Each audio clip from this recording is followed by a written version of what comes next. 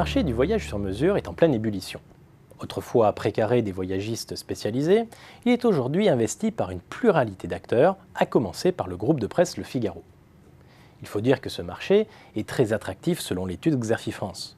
Le chiffre d'affaires des spécialistes de ce créneau a en effet progressé de plus de 3% par an entre 2010 et 2016, contre moins de 1% par an pour l'ensemble des agences de voyage et autres voyagistes.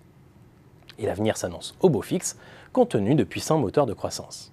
Intérêt grandissant pour des prestations personnalisées, recherche de destinations moins fréquentées ou abordées différemment, souhait d'accéder à des hébergements originaux. Les critères de développement durable et de tourisme éco-responsable sont également très prisés des Français.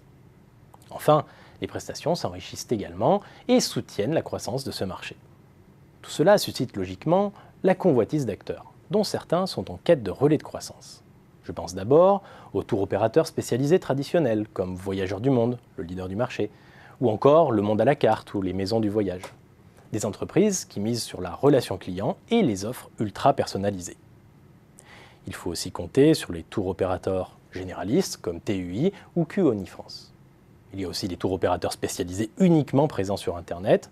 C'est le cas de Marco Vasco ou d'Evaneos, qui s'appuient largement sur des outils numériques et des coûts fixes moins importants que leurs rivaux pour raccourcir le processus d'élaboration des voyages et abaisser le prix des services. Lancé en 2007, Marco Vasco s'est depuis imposé comme le deuxième acteur du marché derrière Voyageurs du Monde.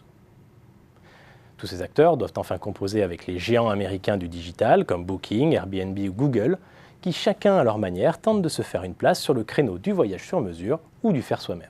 Sous la pression de ces nouveaux concurrents, les spécialistes du marché travaillent sur deux principaux axes.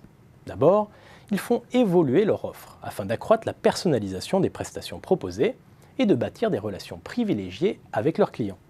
Ensuite, ils travaillent sur leur réseau de distribution, par exemple en rénovant leurs agences, en nouant des partenariats avec des réseaux existants ou encore en lançant des sites web et des applis mobiles.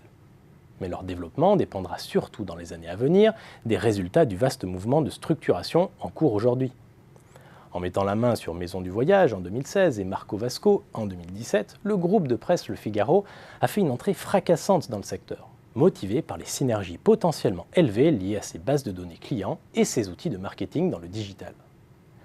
Ce mouvement de structuration, auquel participe également Travel & Co, avec le rachat de Backroads et Tapis Rouge, ou encore Accor Hotel via sa filiale de conciergerie John Paul, vise clairement à impulser une nouvelle dynamique au segment.